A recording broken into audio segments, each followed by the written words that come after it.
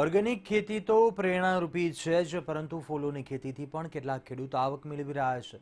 ફૂલોની ખેતીએ રોકડિયા પાક હોવાથી ખેડૂતો ઓછા ખર્ચે વધુ આવક મેળવવાનો માર્ગ શોધી નીકાળ્યો છે.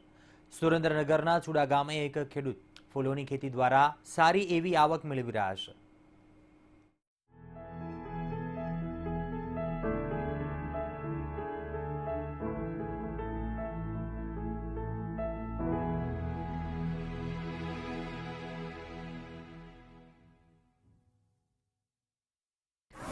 ફૂલોની ખેતીથી અઢળક કમાણી કરતા ખેડૂત, રોજે રોજનું ઉત્પાદન, દરરોજની આવક. યુટ્યુબ જોઈને ખેતી કરતા શીખ્યા ખેડૂત. સુરેન્દ્રનગર જિલ્લાના ચુડા ગામના ખેડૂત પ્રેમજીભાઈ ફૂલોની ખેતી કરીને મેળવી રહ્યા છે સારી એવી આવક. કારણ માત્ર એટલું જ છે કે પરંપરાગત ખેતી છોડીને પ્રેમજીભાઈએ ફૂલોની ખેતી અપનાવી. રોકડિયા પાક તરીકે જાણીતી ફૂલોની ખેતી રોજે રોજનું ઉત્પાદન કરીને આપે છે, જેથી એક સામટા ખર્ચથી પણ બચી શકાય છે. પ્રેમજીભાઈએ રોકડિયા પાક તરફ આગળ વધ્યા, જેમાં તેમણે પોતાના ખેતરમાં 20 વીઘામાં ફૂલના રોપાનું પ્રથમ વખત વાવેતર કર્યું છે. પ્રેમજીભાઈ કહે છે કે યુટ્યુબ જોઈને તેઓ ફૂલોની ખેતી કરવા માટે પ્રેરાયા.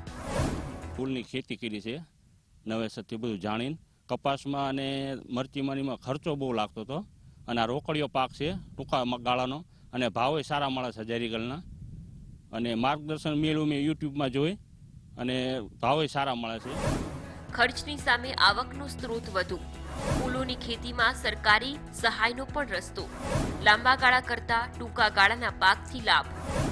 ખેડૂતો પોતાના ખેતરમાં વિવિધ પાકનું ઉત્પાદન કરતા હોય છે, ત્યારે પાકનું ઉત્પાદન લેવા માટે થતો ખર્ચ વધી જતા અને ખેડૂતો અન્ય ખેતી તેમજ રોકડિયા પાકની ખેતી તરફ વળતા થયા છે, અને સારી એવી આવક પણ મેળવી રહ્યા છે.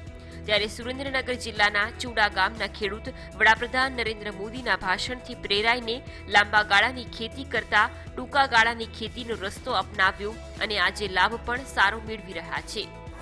ડબલ આવક થાય છે જ તે મોદી સાહેબ કહ્યા છે એ સાચું છે. આવું આવે એટલે ડબલ આવક, ટૂંકા ગાળાની ડબલ આવક થઈ જાય છે. અને ઓલામાં ખેડનો ખર્ચો વધે, દવાનો ખર્ચો વધે, આમાં ઓછો ખર્ચો લાગે છે. 20 વીઘા ખેતરમાં કર્યું ફૂલોનું વાવેતર.